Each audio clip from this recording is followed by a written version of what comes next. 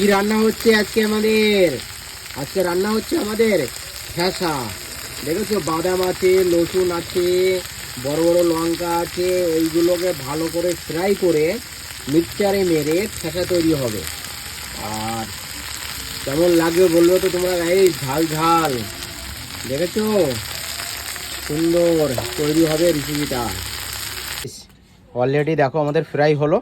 এখন এটাকে এইভাবে মারাবো, ঠিক আছে? কেমন হবে বলবে। হ্যাঁ, আমাদের হামুদিস্তা আছে, উপরে আছে, আর নিচে বসেই কাজ করে ফেলে এখন। তারপরে এর ভিতরে কী দেওয়া হবে জানো?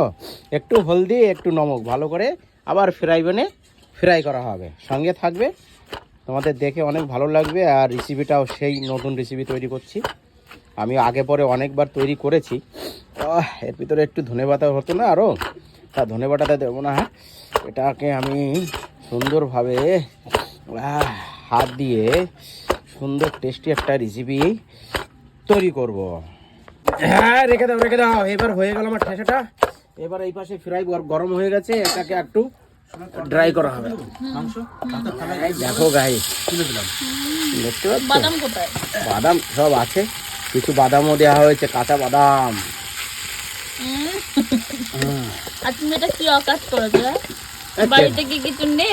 আমাদের বাড়িতে আছে সবকিছু। আর কে এখন এইটাই হামনদিস্তা, কেটলি আর রুটির বেলন, এই সব জিনিসের টেস্ট হয় বেশি, জানো? ভালো বুদ্ধি না? কালারটা দেখেছো কেমন হয়েছে? বাদাম দিয়ে ঠেসা, তাই তো?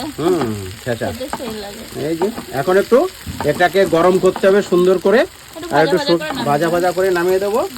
আর একটু নমকটা দেখে নিতে হবে কেমন টেস্ট হয়েছে।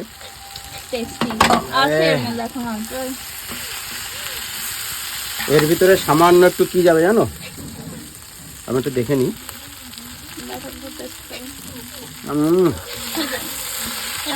মামা নমক দাও গাইস। এ দেখো, বেশি হলদি না, অল্প কালার হবে হলদিটা, একটু হলদি দেওয়া হবে আর জাস্ট একটু লবণ।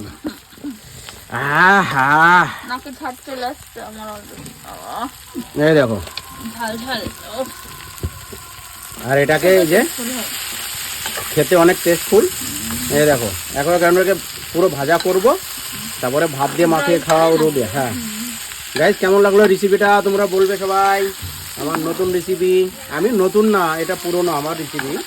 আমি যখন মহারাষ্ট্রে কাজ করতাম 2002-3-এ, তখন আমি এই রেসিপিগুলো রেখে করতাম। আমি বাড়িতে বানিয়েছি অনেকবার, আজকে মনে পড়লো, জাস্ট আবার চলে আসলাম। কেমন লাগলো তোমরা বলবে।